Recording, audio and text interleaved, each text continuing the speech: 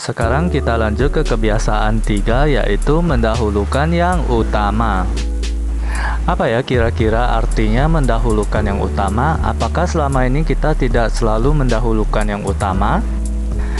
Nah, ini nih penjelasannya ada di buku Seven Habits of Effective People ini. Dahulukanlah yang utama, prinsip manajemen pribadi. Untuk menuju ke kebiasaan 3 ini, jangan lupa ya, Anda harus menjadi seorang yang proaktif dulu. Habis itu Anda juga harus berimajinasi apa tujuan akhir Anda. Dengan begitu kita baru bisa susun waktu kita sesuai yang kita inginkan ya, yaitu dahulukanlah yang utama, apa yang ingin kita capai. Bagi yang tidak menonton video yang tentang proaktif sama kebiasaan 2, yaitu merujuk pada akhir, bisa lihat dulu ya di video yang tentang kebiasaan 1, 2 itu, supaya Anda tidak bingung untuk kebiasaan 3 ini. Dahulukan yang utama supaya bisa bebas. Kenapa ya kira-kira? Nah, ingat pada tujuan akhir kita. Kita semua pasti tujuannya untuk sukses ya.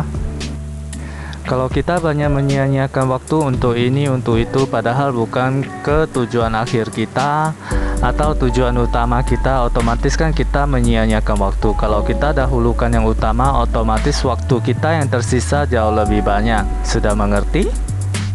Setelah saya membaca buku ini, akhirnya saya tahu apa yang saya kerjakan itu ternyata ya bukan untuk tujuan akhir saya. Akhirnya waktu saya tersia-siakan dan tidak ada hasilnya.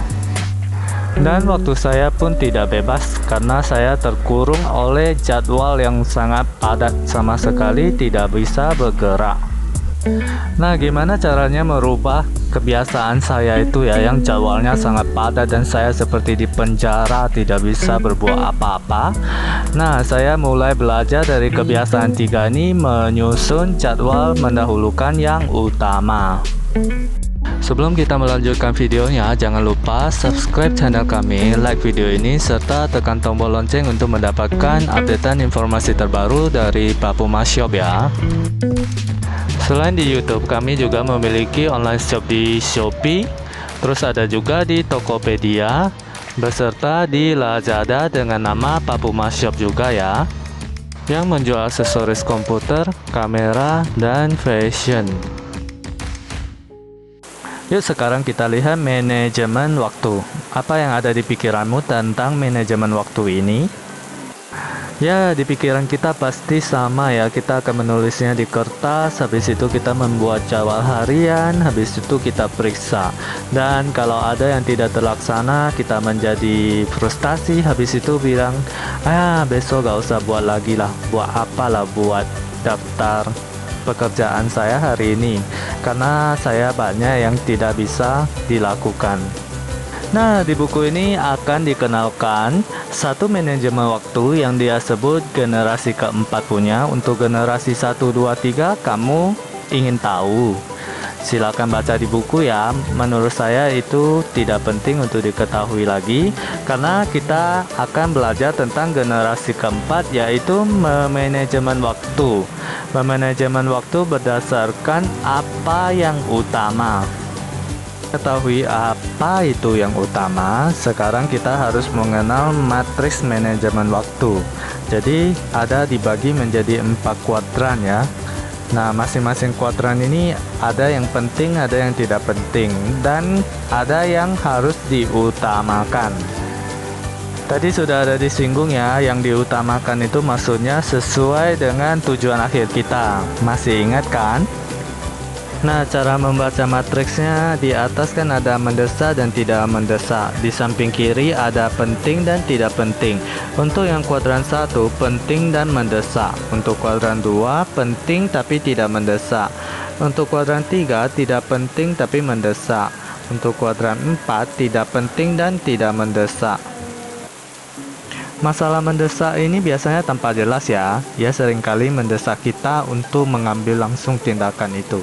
Jadi kita tidak bisa menolak untuk melakukan segala sesuatu. Namun, masalah yang mendesak ini biasanya sebenarnya adalah tidak penting. Sedangkan masalah yang penting ada hubungannya dengan hasil. Jika sesuatu adalah penting, maka sesuatu itu menunjang misi Anda, nilai Anda, sasaran prioritas tertinggi Anda. Jadi itu ada hubungannya dengan tujuan akhir kita ya. Apa contohnya penting dan mendesak? Contohnya cuci piring. Itu kalau misalnya kita cuciannya sudah menumpuk, itu termasuk penting apa enggak? Penting kan? Karena itu ada berhubungannya dengan kebersihan. Habis itu ada hubungannya juga dengan kesehatan kita nanti. Kalau kita biarkan lama-lama otomatis akan basi ya. Jadi kita pasti akan merasa terganggu dengan aroma basi itu. Jadi itu penting dan mendesak. Sudah tahu kan?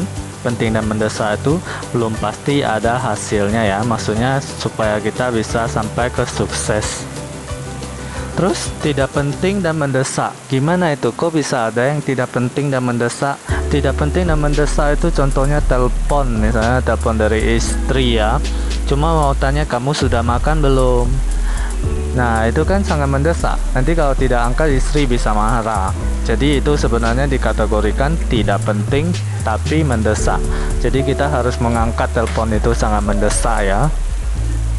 Untuk contohnya kalian bisa cocokkan sendiri lagi ya, kalau itu menurut saya ya. Untuk tidak penting dan tidak mendesak itu maksudnya gimana? Jadi ini sangat-sangat tidak penting, habis itu tidak mendesak. Contohnya, misalnya chat sama pacar atau chat sama teman, itu tidak penting juga tidak mendesak, tapi kita mengutamakannya ya. Di sini maksudnya kita mengutamakannya ya untuk matriks 1, 2, 3, dan 4. Jadi tidak penting dan tidak mendesak tapi kita utamakan. Ingat ya, konteks di dalam buku ini sesuai dengan tujuan akhir kita ya. Jadi nanti untuk yang penting mendesak, penting tidak mendesak itu bisa kalian sesuaikan sendiri sesuai kehidupan kalian masing-masing ya.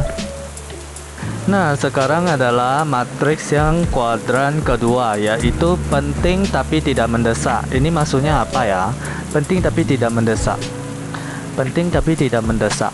Nah, itu artinya itu merencanakan masa depan kita sesuai apa yang kita harapkan.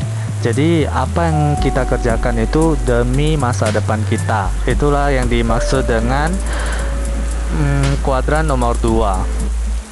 Nah, sekarang saya kasih contoh. Misalnya saya ingin membeli Mercedes-Benz E-Class dengan harga yang 800 juta punya. Otomatis itu cita-cita saya ya, yang tidak perlu terlalu mendesak, yang harus langsung dilakukan. Tetapi itu tetap penting, tetap harus dijalankan. Jadi itu masuk ke kuadran penting tapi tidak mendesak.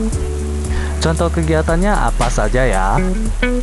Contohnya adalah seperti saya sebagai seorang YouTuber. Nah, ini sekarang saya lagi buat video ini. Ini kan termasuk dalam kategori penting tapi tidak mendesak. Kenapa dimasukkan ke dalam penting tapi tidak mendesak? Penting karena dia bisa membantu saya meraih cita-cita saya. Tidak mendesak karena dia tidak dibatasi oleh waktu. Kita bisa sebagai misalnya itu adalah rancangan masa depan kita. Nah, kita lebih disarankan di kuadran mana ya supaya kita bisa menuju ke kesuksesan? Kita lebih disarankan untuk di kuadran 1 dan kuadran 2. Tetapi kuadran 1 kita bisa kecilkan dan kuadran 2 kita besarkan. Maksudnya kita lakukan hal-hal utama yang bisa membantu kita atau menunjang kita menuju ke jalan kesuksesan. Sasaran manajemen kuadran 2 ini adalah mengatur hidup kita secara efektif. Dari pusat prinsip yang kuat, dari pengetahuan tentang misi pribadi kita, dengan fokus pada hal yang penting sekaligus genting, dan dalam kerangka pemeliharaan keseimbangan antara peningkatan produksi dan kemampuan produksi kita. Untuk menjadi manajer diri pada kuadran 2 ini kita harus memiliki 4 aktivitas utama. Ini penting ya dan perlu. Yang pertama adalah pengidentifikasian peran. Jadi kita di sini berperan sebagai apa? Pada saat kita membuat jadwal itu kita berperan sebagai apa? Misalnya sebagai ayah, suami, atau manajer dari sebuah kantor, atau yang cewek-cewek misalnya jadi istri atau ibu atau wiraniaga. Jadi kita harus tahu dulu peran kita sebagai apa ya. Nah, langkah selanjutnya adalah pemilihan tujuan. Jadi kita harus berpikir tentang 2 atau 3 hasil penting yang Anda rasa harus Anda capai pada masing-masing peran selama 7 hari. Jadi kita membuat jadwal itu secara mingguan ya. Adalah penjadwalan. Sekarang kita belajar menjadwal untuk 1 minggu. Nah, misalnya dalam 1 minggu ini peran saya sebagai pemilik toko misalnya ya, saya menjadwalkan memeriksa laporan 3 hari dalam seminggu. Jadi misalnya hari Senin, Rabu, sama Jumat saya memeriksa selama 30 menit. Jadi di sini gimana maksudnya bebas? Kita bebas memilih misalnya mau jam 4 sore kah, mau jam 8 pagi kah, mau jam 9 pagi kah. Yang penting kita cuma konsisten menjalankannya selama 30 menit. Dan ingat ya, untuk yang kuadran 2 ini fleksibel. Jadi misalnya hari ini kita tidak bisa tepatin, kita bisa pindahkan ke hari yang lain dengan membayar waktu yang sudah kita tentukan, misalnya 30 menit.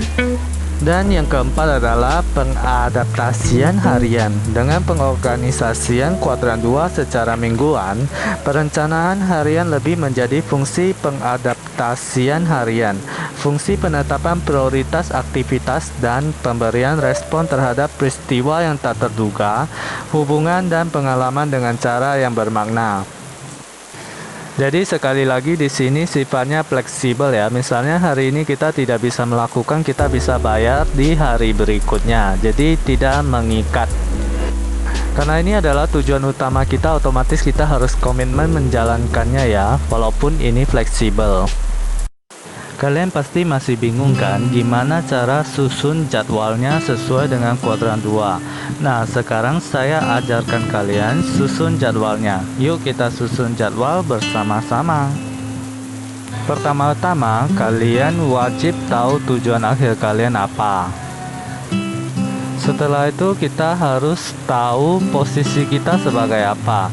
Jadi untuk jadwal ini kita mau posisi sebagai apa? Misalnya sebagai penjaga toko kah, atau pengelola marketplace, atau mau sebagai ayah. Jadi kita kelola berdasarkan tanggung jawab kita ya. Ini saya kasih lihat dulu tabel-tabelnya ya, supaya kalian gampang untuk menyusun jadwalnya bersama-sama ya. Nah, ini disebut lembah kerja mingguan. Di situ terdapat peran, sasaran, prioritas mingguan, terus prioritas harian, dan misalnya ada janjian atau ketemuan, bisa tulis juga di situ ya. Tapi di sini ada satu yang berbeda, ada prioritas mingguan beserta prioritas harian. Nah, saya jelaskan satu persatu dulu ya. Nah, sisi kiri atas ada lembah kerja mingguan. Di situ terdapat peran dan sasaran. Itu berarti yang penting dan mendesaknya. Jadi kita masukkan ke lembah kerja mingguan. Sedangkan yang prioritas mingguan ini berarti yang penting tapi tidak mendesak. Di sini kenapa prioritas mingguan harian itu dibuat lebih besar? Itu seperti yang tadi saya ngomongi, kita membesarkan kuadran 2 dan mengecilkan kuadran 1. Kuadran 1 kita tetap kerjakan, tetapi kita memperbesar kuadran 2 supaya kita lebih cepat mencapai hasil akhir yang ingin kita capai. Nah, sekarang prioritas ini apa? Misalnya kalau saya buat di tempat saya itu seperti membaca buku, habis itu membuat konten YouTube, habis itu mengupload ke Tokopedia atau Shopee. Nah, itu kenapa dimasukkan ke prioritas? Karena itu penting tapi tidak terlalu mendesak. Jadi dia kalau kita lakukan mungkin akan membantu jalan untuk menuju hasil akhir kita menjadi lebih mulus, tetapi kalau tidak dikerjakan mungkin selamanya kita tidak akan mencapai tujuan akhir kita. Jadi itu saya masukkan ke prioritas mingguan. Bagi kalian yang lagi ikut menyusun, kalian bisa tulis apa yang bisa membantu kalian mencapai tujuan akhir kalian. Intinya kalian harus punya tujuan akhir dulu ya. Kalau tidak punya tujuan akhir, kalian sangat sulit untuk menentukan prioritas apa yang harus kalian kerjakan. Yang penting tapi tidak mendesak itu seperti apa? Dengan lebih jelasnya harus ada tujuan akhir kalian. Setelah kita membuat prioritas mingguan, kita sekarang buat jamnya ya. Misalnya, saya tadi ada bilang baca buku. Baca buku kenapa saya masukkan ke prioritas? Karena itu memberikan kita informasi. Informasi ini penting ya buat kita untuk mencapai hasil yang ingin kita capai.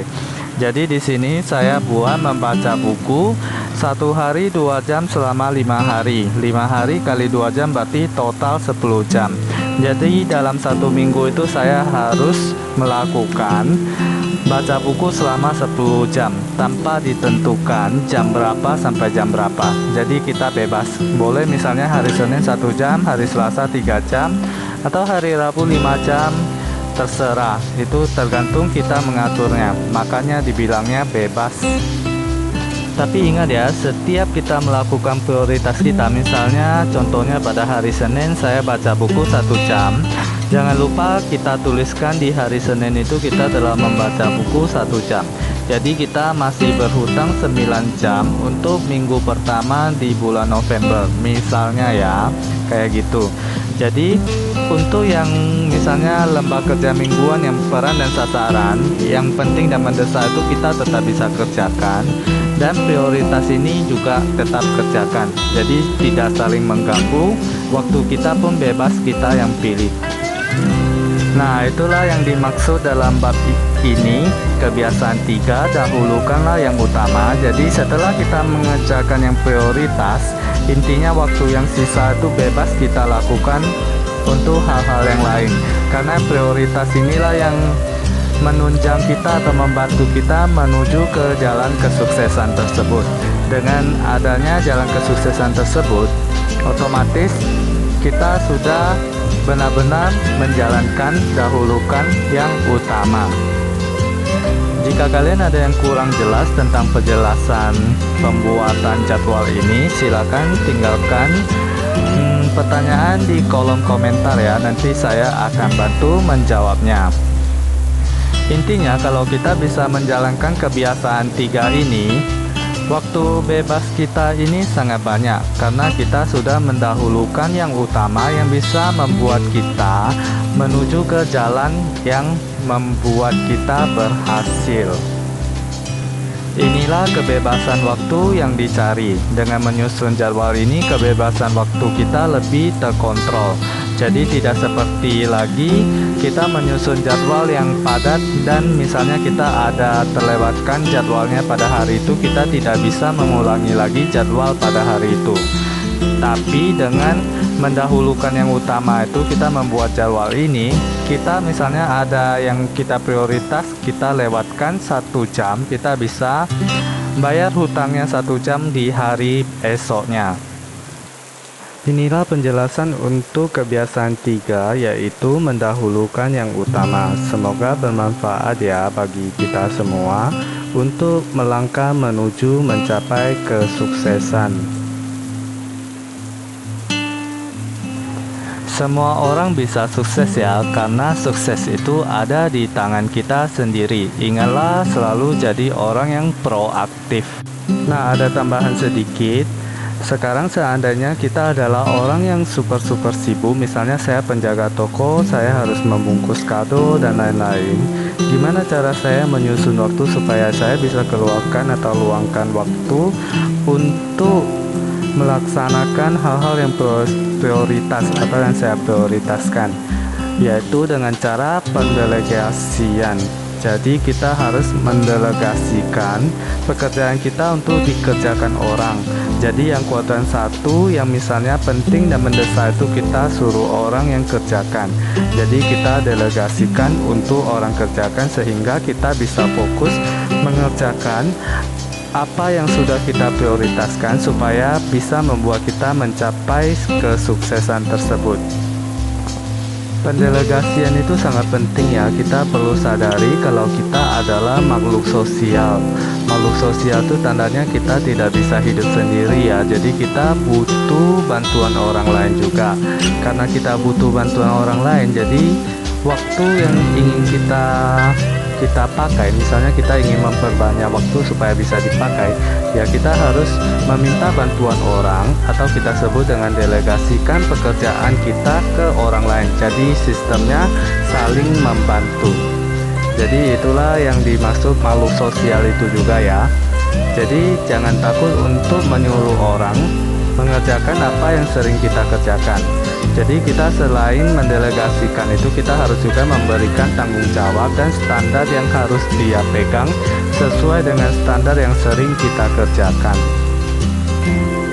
Terima kasih untuk teman-teman yang sudah menonton video ini dari awal sampai akhir. Semoga penjelasan saya bermanfaat ya, dan mudah dipahami serta dipraktekkan di dunia nyata. Salam sukses buat kita semua ya.